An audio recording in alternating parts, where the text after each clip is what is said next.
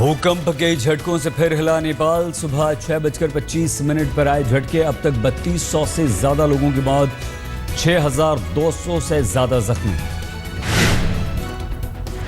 नेपाल में भूकंप से 5 गांव पूरी तरह से तबाह। सिर्फ काठमांडू में 1000 से ज्यादा जानें गईं।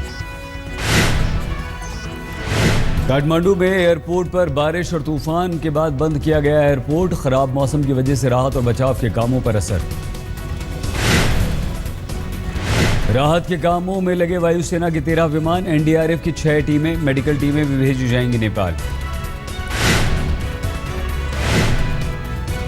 भारतीय वायुसेना ने नेपाल का किया हवाई सर्वे। एवरेस्ट में तबाही का लिया जायजा।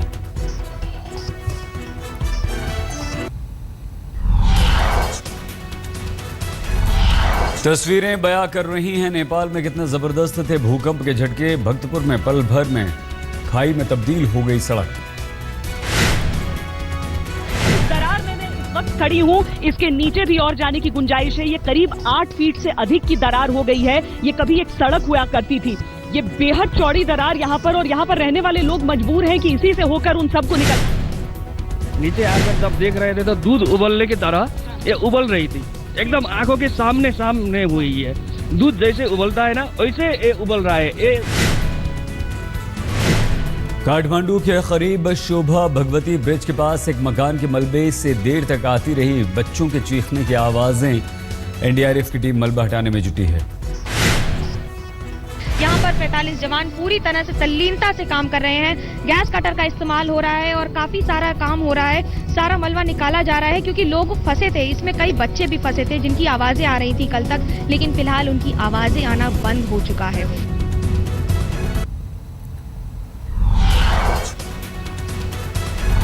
माउंट एवरेस्ट में 217 लोग लापता। M117 हेलीकॉप्टर से रेस्क्यू ऑपरेशन जारी। रक्षा मंत्रालय के अनुसार अभी तक काठमांडू से वायुसेना की 12 विमानों की मदद से कुल 1935 लोगों को दिल्ली लाया गया। मौसम सामान्य होने के बाद आज हवाई यातायात से रेस्क्यू ऑपरेशन होगा तेज। 7 विशेष फ्लाइट्स भी काठमांडू से दिल्ली के लिए भरेंगी उड़ान। दूर दराज के इलाकों तक खाने पीने की चीजें पहुंचाने की जरूरत पर प्रधानमंत्री का जोर। लोगों को निकालने के लिए सड़क मार्ग के इस्तेमाल की योजना। नेपाल के करीब 35 जिले भूकंप से बुरी तरह से प्रभावित। राहत और बचाव का काम लगातार जारी।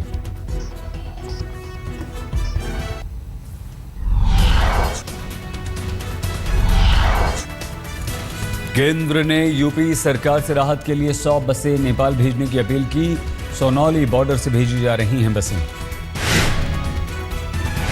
अखिलेश सरकार ने 18 बसों को किया रवाना। फंसे लोगों को लाने के लिए इन बसों का इस्तेमाल होगा। बिहार सरकार भी नेपाल में फंसे लोगों को लाने के लिए इनमें जुटी। मुजफ्फरपुर से जाएंगी 10 बसें।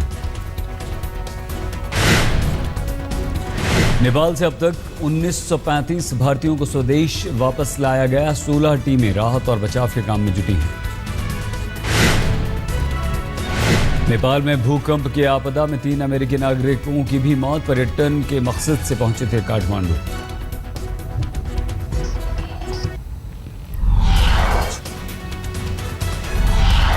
नेपाल में तेज बारिश बनी पीड़ितों की मुसीबत। काठमांडू में भूकंप की दहशत के बीच खुले आसमान में लोगों ने गुजारी रात। काठमांडू एयरपोर्ट पर पड़ी लोगों की मुसीबत। पेयजल खाद्य सामग्री का संकट। यूपी सरकार ने नेपाल भेजी राहत सामग्री। महाराजगंज सीमा से राहत लेकर नेपाल में दाखिल हुए 18 ट्रक। यूपी से भेजी गई राहत में मिनरल वाटर, खाद्य सामग्री, दवाइयां शामिल। नेपाल में चीन भी राहत के काम में जुटा। बचाव दल की तालियां बजाकर लोग कर रहे हैं हौसला अफजाई।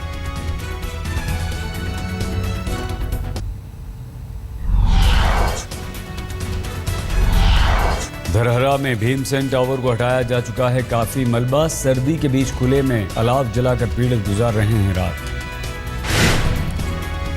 कई देशों से नेपाल को मिल रही है मुसीबत में मदद। कनाडा ने से भी आपदा प्रबंधन की टीम। प्रधानमंत्री ने मंत्रियों के साथ की बैठक। भूकंप की आपदा पर चर्चा की। सेना प्रमुख जनरल धर्मवीर सिंह जाएंगे नेपाल, राहत बचाव के कामों का लेंगे जायजा। आर्मी चीफ का श्रीलंका दौरा रद्द, 27 से 30 अप्रैल तक जाना था श्रीलंका।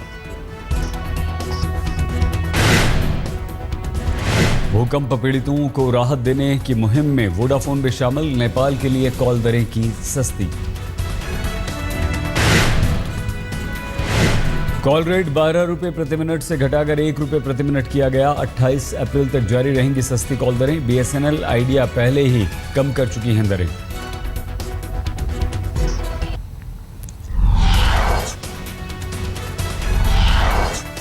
नेपाल में भूकंप के बाद आफत बनकर आएगी बारिश। मौसम विभाग के अनुसार अगले 24 घंटों में हो सकती है मूसलाधार बारिश।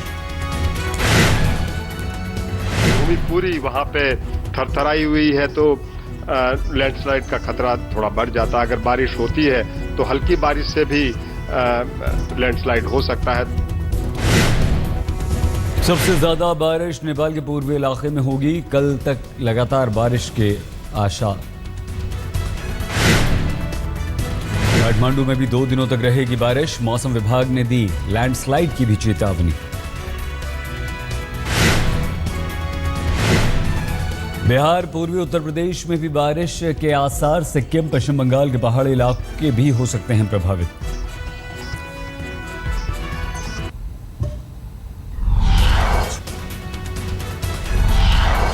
भारत में भूकंप से अब तक 67 लोगों की मौत, सैकड़ों हुए घायल। भारत में बीती रात भी महसूस किए गए भूकंप के झटके। ताजा झटकों से बिहार, यूपी, असम में दहशत। बिहार के दरभंगा, सीतामढ़ी, अररिया, बाढ़, रक्सौल सबसे ज्यादा प्रभावित। ताजा झटकों से समस्तीपुर, बेतिया, औरंगाबाद में भी खौफ। मोतिहारी में भूकंप से खौफजदा लोगों ने खुले आसमान के नीचे काटी रात। पटना में गांधी मैदान में लोगों ने गुजारी रात।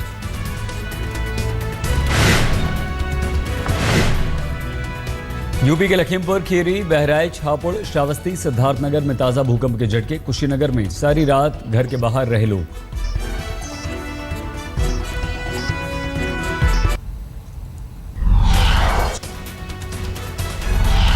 बिहार में 2 दिन तक स्कूल बंद करने के आदेश। उत्तर प्रदेश में भी 2 दिनों तक स्कूल रहेंगे बंद।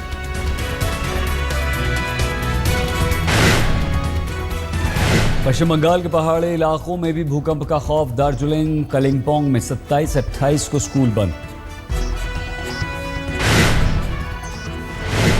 केंद्र सरकार ने भूकंप पीड़ितों के लिए मुआवजे का ऐलान किया। मरने वालों के परिवारों के लिए 6 लाख रुपए का मुआवजा। पंजाब सरकार ने नेपाल में फंसे लोगों के लिए बनाया कंट्रोल रूम। कंट्रोल रूम का नंबर 017227403970 017227400859।